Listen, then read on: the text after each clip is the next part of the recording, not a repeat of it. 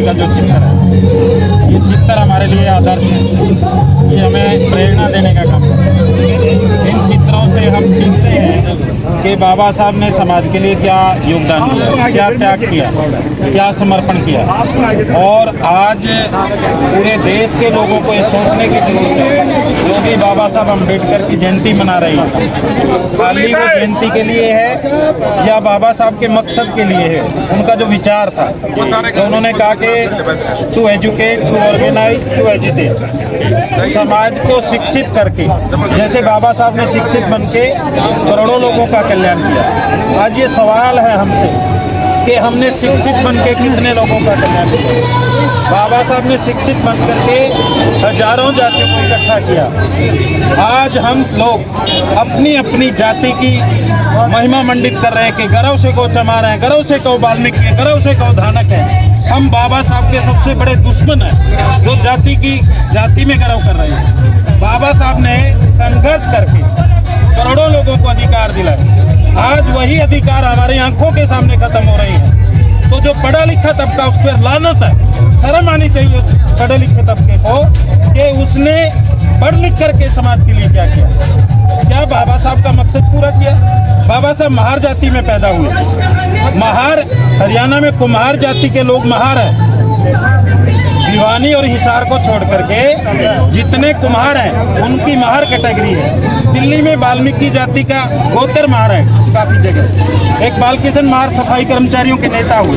तो बाबा साहब अम्बेडकर ने जाति की मर्यादा को तोड़ करके एक समाज निर्माण किया। लेकिन आज हमारे जो नेता हैं वो या तो राजनेता जो लोग हैं, पार्टियों के बड़े सुप्रीमो नेताओं की चमचागिरी कर रहे हैं और चमचागिरी करके अम्बेडकरवाद का गला घोट रहे हैं। या उनको समाज निर्माण करना चाहिए। अपनी पहचान, जाति की पहचान खत्म करनी पड़ेगी। जाति की पहचान हमारी मूल पहचान नहीं है। और जो संविधान है, संविधान समजमा विधान, सबको बराबर करने का अधिकार था, जिसमें नीति नियम और सिद्धांत थे, उस कानून को, उस विधान को खत्म किया जा रहा है। तो हमें ये सोचना पड़ेगा कि उस संविधान अगर खत्म हो गया, और खत्म हो गया एक तरह से, तो हमारी क्या हालत होगी। और ये केवल शेड्यूल कास्ट के लोगों की जिम्मेवारी नहीं है, ये सबकी, पूरे देश के लोगों की जिम्मेवारी है। क्योंकि संविधान ने सभी महिलाओं को अधिकार दिलाए, किसानों को अधिकार दिलाए, मजदूरों को अधिकार दिलाए, कर्मचारियों को अधिकार दिलाए, छात्रों को अधिकार दिलाए, तो नौजवानों को अधिकार दिलाए, बेरोजगारों को अधिकार दिलाए, पत्रकारों को अधिकार दिलाए। लेकिन दुख की बात यह है कि उस संविधान के प्रति लोग उस तरीके से नहीं सोच रहे जिस तरीके से सोचना चाहिए।